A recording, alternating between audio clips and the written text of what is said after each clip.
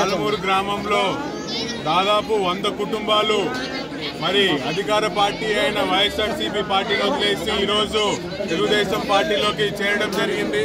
దాంట్లో చాలా మంది మా పాత గుంటికి పాతోలు చేరుకున్నారు. ఈరోజు మన హుసేన్ భాయ్ ఉన్నాడు, గతంలో ఎంపీటీసీగా పనిచేసి గతంలో మాతోనే ఉన్నారు.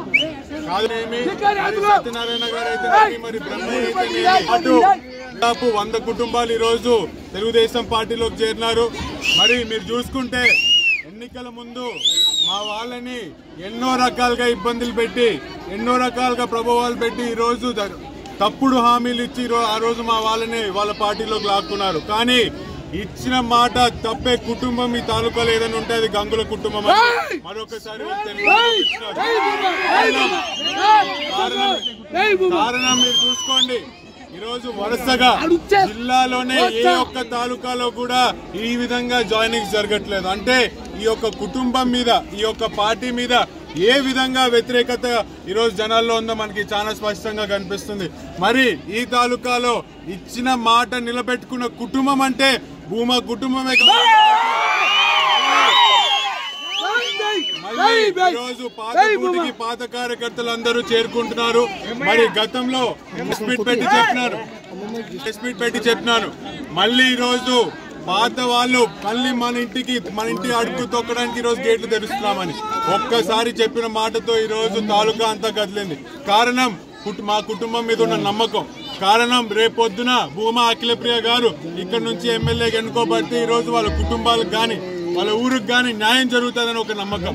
మరి అదే విధంగా ఈ యొక్క ఎమ్మెల్యేనే కాదు జిల్లాలో ఉన్న ప్రతి ఎమ్మెల్యేకి నేను ఎప్పటి నుంచో ఒక ఛాలెంజ్ విసురుతున్నా.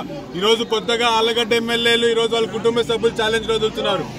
ఎప్పటి నుంచో నేను ఒక ఛాలెంజ్ విసురుతున్నా. మీకు మీ పార్టీకి దమ్ము ధైర్యం ఉంటే జనాలకి మంచి చేశామని ఏ ఒక్క మూలనైనా చిత్తశుద్ధి ఈరోజు మీరు ఎక్కడికి చరిత్రకి రావడానికి మేము సిద్ధంగా ఉన్నాం. ఆనందకి రమ్మంటారా, శ్రీశైలంకి రమ్మంటారా, ఆలగడ్డ ఓపిలం దగ్గర రమ్మన్నారా, మేము రెడీ. మీరు డేట్ చెప్పండి. మేము అధికారంలో నాగిరెడ్డి గారు పార్టీ మారిన తర్వాత వచ్చింది కేవలం 2.5 సంవత్సరాలు అధికారంలో నిన్నాం. మరి ఈ యొక్క గంగుల నాని గాని వాళ్ళ కుటుంబం గాని 5 సంవత్సరాలు ఈరోజు అధికారంలో ఉన్నారు. ఈరోజు 2.5 ఏళ్ళు జరిగిన అభివృద్ధికి చర్చకు మేము సిద్ధం. వీళ్ళు 5 సంవత్సరాలు చేసిన అభివృద్ధికి చర్చకు వీళ్ళు సిద్ధమా అని చెప్పి సూటిగా నేను ప్రశ్నిస్తున్నాను. ఎన్నికల ముందు మీకు కానీ నిజంగా జనాలకి మంచి చేశాము, అభివృద్ధి చేశామని నమ్మకం మీకుంటే ఎక్కడికి చర్చకు రమ్మన్నా మేము సిద్ధమని చెప్పి మరొకసారి తెలియజేసుకుంటూ మరి ఈరోజు పార్టీలో చేరిన ప్రతి ఒక్కరిని ఒక పెద్ద మనసుతో ఆహ్వానించిన ఇంతవరకు ఉన్న కార్యకర్తలు